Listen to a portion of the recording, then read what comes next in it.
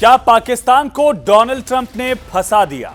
आगे कुआं पीछे खाई, शहबाज की क्यों हुई जग हंसाई?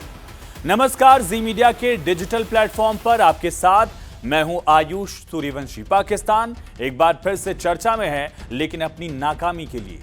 पाकिस्तान के सामने एक ऐसी दुविधा खड़ी हो गई है जिसमें अगर वो मान जाता है तो भी फंसेगा और अगर इनकार करता है तो और ज्यादा मुश्किल में दरअसल पाकिस्तान पड़ जाएगा। दरअसल अमेरिकी राष्ट्रपति डोनाल्ड ट्रंप ने वीकेंड पर पाकिस्तान समेत कई देशों के साथ एक उच्च स्तरीय कॉन्फ्रेंस कॉल की। इसमें तमाम देशों के लोग शामिल हुए थे। ट्रंप ने ज्यादा से ज्यादा मुस्लिम देशों से अपील की है कि वो ईरान युद्ध के बाद अब्राहम एकॉर्ड से जुड़े, जिसका सीधा मतलब इजराइल को औपचारिक मान्यता देना है। रिपोर्ट के मुताबिक इस प्रस्ताव के बाद कॉल में कुछ समय के लिए सन्नाटा छा गया। इसके बाद डोनाल्ड ट्रंप ने मजाकिया अंदाज में पाकिस्तान समेत कई देशों से पूछा कि क्या वो अभी भी लाइन पर हैं, सुन रहे हैं उनकी आवाज को? अगर सुन रहे हैं तो रिस्पॉन्ड क्यों नहीं कर रहे हैं?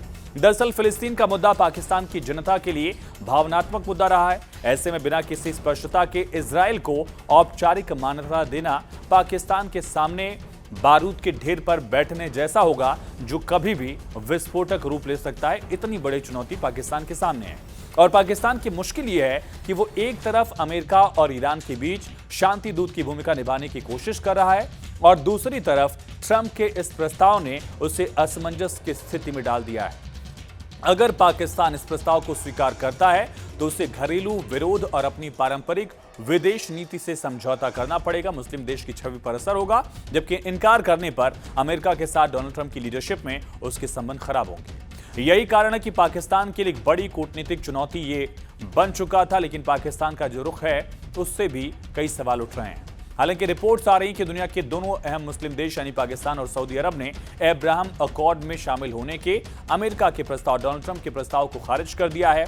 पाकिस्तान और सऊदी अरब को अमेरिका का करीबी माना जाता रहा, लेकिन दोनों देशों ने इजराइल को मान्यता देने के सवाल पर डोनाल्ड ट्रंप के दबाव में नहीं आने का संकेत दिया। डोनाल्ड ट्रंप का नहीं समर्थन करने का ऐलान किया है।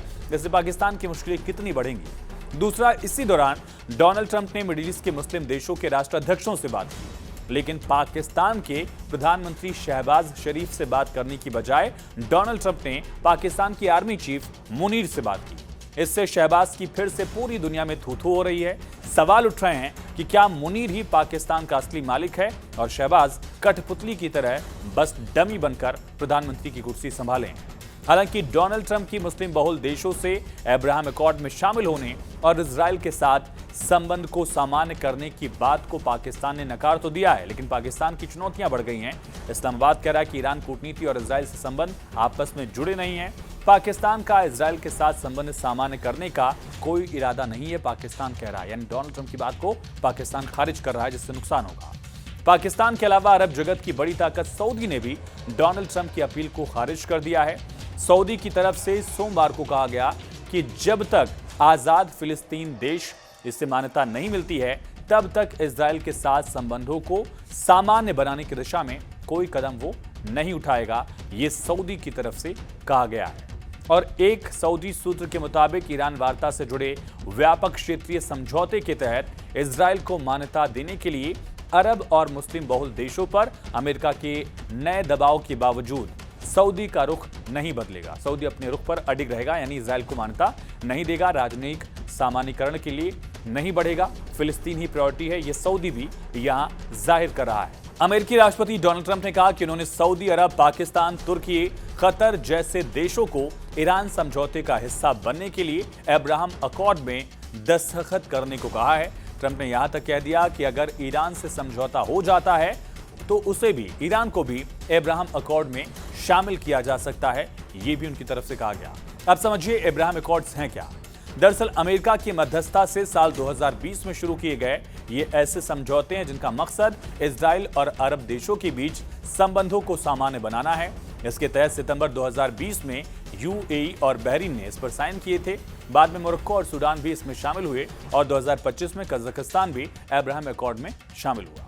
डोनाल्ड ट्रंप की कोशिश है कि सऊदी अरब, पाकिस्तान जैसे मुस्लिम देश जो हैं वो भी अब्राहम अकॉर्ड में शामिल हों, लेकिन फिलहाल दोनों देश इनकार कर रहे हैं।